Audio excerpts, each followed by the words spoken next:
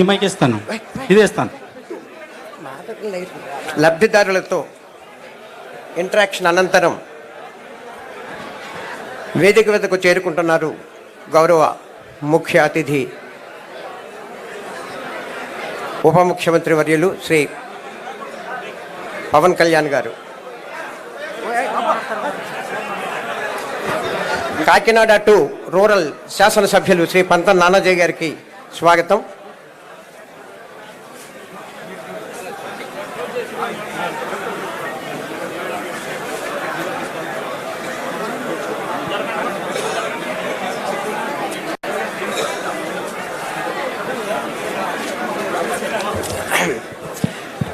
అందరూ నిశ్శబ్దంగా ఉంటే మనం ఎప్పుడెప్పుడు అని ఎదురు చూస్తున్నటువంటి మహత్తర అవకాశం ఈనాటి ముఖ్య అతిథి ఆంధ్రప్రదేశ్ రాష్ట్ర ఉప ముఖ్యమంత్రి వర్యులు శ్రీ కొణిదెల పవన్ కళ్యాణ్ గారిని అభిశాసించవలసిందిగా, వారి సందేశాన్ని ఇవ్వాల్సిందిగా విజ్ఞప్తి చేస్తున్నాను.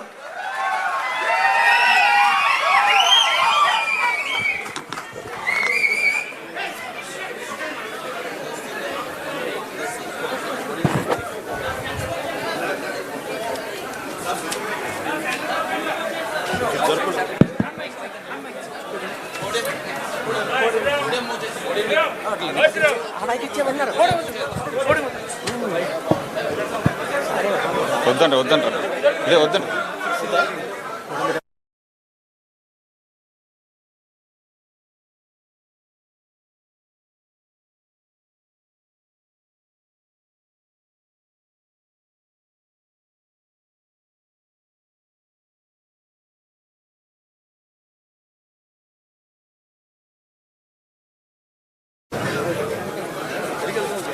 నియోజకవర్గ పెద్దలకి, ప్రజలకి, టీవీలో చూస్తున్న రాష్ట్ర ప్రజానీకానికి ముందుగా నా హృదయపూర్వక నమస్కారాలు. వేదిక పైన కాకినాడ జిల్లా కలెక్టర్ శ్రీ షాన్మోహన్ గారికి,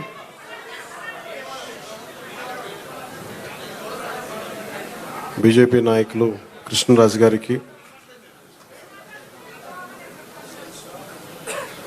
తెలుగుదేశం నాయకులు మాజీ ఎమ్మెల్యే శ్రీ వర్మ గారికి, జనసేన ఇన్ఛార్జ్ శ్రీ మర్రిరెడ్డి శ్రీనివాస్ గారికి నా హృదయపూర్వక నమస్కారాలు. కాకినాడ రూరల్ ఎమ్మెల్యేన పంతం నానాజీ గారికి కూడా నా హృదయపూర్వక నమస్కారం. ఈ పెన్షన్ల పంపిణీ కార్యక్రమానికి ఇంత బందోబస్తు నిర్వహిస్తున్న పోలీస్ అధికారులందరికీ, ఎస్పీ గారికి, అందరికీ నా హృదయపూర్వక ధన్యవాదాలు, నమస్కారాలు. ఎలక్షన్స్ అయిపోయి రిజల్ట్స్ వచ్చిన తర్వాత ఇదే మొదటి నా విజిట్. ఇది ఇందాక కృష్ణరాజు గారు మాట్లాడుతూ ఉంటే ఎలక్షన్ రిజల్ట్స్ వచ్చినప్పటి నుంచి ఇప్పుడు దాకా రాలేదు అని, అది పోయింది అంటే నేను ఒకటే పెట్టుకున్నాను. ఎలక్షన్లు గెలిచిన తర్వాత నాకు లోపల నుంచి ఏముందంటే నాకు ఊరేగింపులు చేసుకోవడం నాకు ఇష్టం లేదు. నాకు పనిలోకి వెళ్ళాలనుకున్నాను. ముందు కృతజ్ఞతని ఎలా చెప్పగలను? ఈరోజు వచ్చి పెన్షన్లు ఇచ్చి నేను కృతజ్ఞత చెప్పుకోగలను. ఎందుకంటే నేను ఒకటి పెట్టుకుంది ఏంటంటే, ఒక సభ పెట్టాలి అంటే చాలా శ్రమ అవసరం అవుతుంది. ఒకసారి పోలీస్ శాఖ నలిగిపోతూ ఉంటారు. చాలా వనరులు, మానవ వనరుల దగ్గర నుంచి అన్ని రకాల వనరులు చాలా అత్యవసరం అయితే తప్ప అది ముందుకు తీసుకెళ్ళకూడదని అనుకుంటాను. సో ముందుగా నేను ఒక భారీ సభ పెట్టో లేదంటే ఊరేగింపులు చేసుకొని ఇవన్నీ చేయడానికి ఇబ్బంది ఏం లేదు. కానీ చేస్తే చాలా విలువైన, మీకోసం పనిచేసే సమయం పోతుంది. పైగా నేను తీసుకున్నవి చాలా కీలకమైన శాఖలు: పంచాయతీరాజ్ శాఖ, అటవీ పర్యావరణ శాఖ, దాంతోపాటు పొల్యూషన్ ఉంటుంది, పొల్యూషన్ శాఖ, అలాగే సైన్స్ అండ్ టెక్నాలజీ. పంచాయతీరాజ్లో దాదాపు 3 చాలా కీలకమైన విభాగాలు ఉంటాయి. వాటన్నిటినీ చదవడానికి, అవగాహన చేసుకోవడానికి చాలా సమయం పడుతుంది. ఆ పరిపాలన అంటే ఆ శాఖ తాలూకు పరిపాలన వ్యవస్థలో ఉంటుంది, అడ్మినిస్ట్రేటివ్ డిఫికల్టీస్ ఏముంటాయని. సో ఇవన్నీ అర్థం చేసుకోవడానికి నేను ఈ సమయం తీసుకున్నాను. ఈ సందర్భంగా నేను పిఠాపురం నన్ను గెలిపించిన భారీ మెజారిటీతో గెలిపించిన ప్రజలందరికీ నేను రుణపడి ఉంటాను. నేను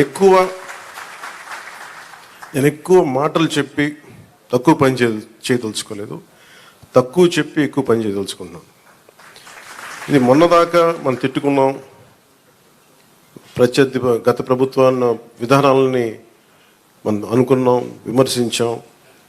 ఇప్పుడు ఛాలెంజ్ ఏంటంటే మనం ఏ ప్రామిసెస్ అయితే చేశామో, ముఖ్యంగా ఇందాక మన దివ్యాంగుల మనకి ఆ సోదరి మాట వింటా ఉంటే, నేను ప్రతిసారి జనవాణి కార్యక్రమానికి వెళ్తున్నప్పుడు ఎన్నోసార్లు వాళ్ళు కూర్చొని అవగాహన చేసుకున్నాం.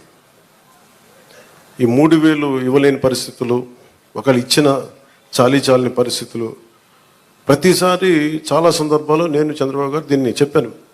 ఈ అత్యంత వెనకబడ్డ నిర్లక్ష్యానికి గురి కాబట్టి ఎవరు ఉన్నారంటే దివ్యాంగులే ఈ మన భారతదేశ సమాజం ముందుగా మనం పెట్టుకోవాల్సింది. సో ఆ దాంట్లోనే అదంటే ఆ క్రమంలో ముందుగా ఈరోజు మేము మాట్లాడుకున్నప్పుడు చాలాసార్లు చెప్పాను ఇట్లాంటివి ఉండాలి. అలాగే స్కిల్ డెవలప్మెంట్ ఇలాంటి మీరు చూస్తే మొదటి పెంచిన ఈ పెన్షన్లో పెన్షన్ విధానం గత ప్రభుత్వం మాట్లాడుతున్నప్పుడు ఇందా కృష్ణరాజు గారు మాట్లాడుతా, మేము వస్తే ఈ పెన్షన్ విధానాన్ని రద్దు చేస్తారు. మేము దానికి కొన్ని ఇంతలు పెంచి ఇచ్చాం తప్ప తగ్గించలేదు. ఇది చాలా ఛాలెంజింగ్, అది కూడా చెప్తున్నాను మీకు. మీ దృష్టికి కూడా తీసుకురావాల్సింది వైసీపీ ఒక పెన్షన్ మీకు ఇవ్వాలి. మనకి ఏమంటుందని మనకి ఏదైతే ఇవ్వాలో వెల్ఫేర్ స్కీమ్స్ ఇవ్వాలి. ఖచ్చితంగా వెల్ఫేర్ స్కీమ్ చాలా ఎసెన్షియల్. కానీ దాంతోపాటు అభివృద్ధి కూడా కావాలి. ఈరోజు నేను పంచాయతీరాజ్ శాఖ లెక్కలు చూస్తూ ఉంటే అసలు అడ్డగోలుగా నిధుల్ని అటు ఎటులిపినే తెలియట్లేదు. మీరే చూశారు, ఒక చిన్నపాటి కాలువకి ఒక మండలానికి కావాల్సిన డబ్బులు ఒక 15 కోట్లు 10 కోట్లు ఏది ఒక చిన్నపాటి మినీ రిజర్వాయర్ అవసరం ఏదైనా ఉంది, లేదంటే మనకి చిన్న కాలువల మరమ్మతులు కానీ, వాళ్ళ ప్రయారిటీ వాళ్ళు మంచిగా చెడ ఇవన్నీ పక్కన పెడితే వాళ్ళ ప్రయారిటీ 600 కోట్లు పెట్టి ఋషికొండలో ప్యాలెస్ కట్టుకున్నారు. అదే 600 కోట్లు ఈ పాటికి మనకి మనకి ఇక్కడ కనుక పెట్టుంటే ఒక జిల్లా అభివృద్ధి అయిపోయింది. సో మేము తీసుకున్న ప్రయారిటీ అది. హంగులకి ఆర్భాటాలకి కాకుండా నేను ఈరోజున పంచాయతీరాజ్ వ్యవస్థ నేను నడిపే వ్యక్తిగా చెప్తున్నాను మీకు. ఇందులో నా సైడ్ నుంచి కరప్షన్ ఉండదు, నేను మీకు మాటిస్తున్నాను. పర్యావరణ శాఖ సంబంధించి దాన్ని బలోపేతం చేస్తాం. అకౌంటబిలిటీ, ఎన్విరాన్మెంటల్ ఆడిట్ పట్టుకొస్తున్నాం. ఏ కాలుష్యం ఎందుకుంది, దానికి పారిశ్రామికవేత్తలు ఏం చేస్తారు, ఇబ్బంది పెట్టి భయపెట్టేది కాదు, కానీ వారి బాధ్యత కూడా గుర్తించేలా దానికి ఒక బలమైన ప్రయత్నం చేస్తాం. అలాగే పంచాయతీరాజ్ శాఖలో చూస్తే జల్ జీవన్ మిషన్ ప్రతి ఇంటికి రక్షిత మంచినీరు.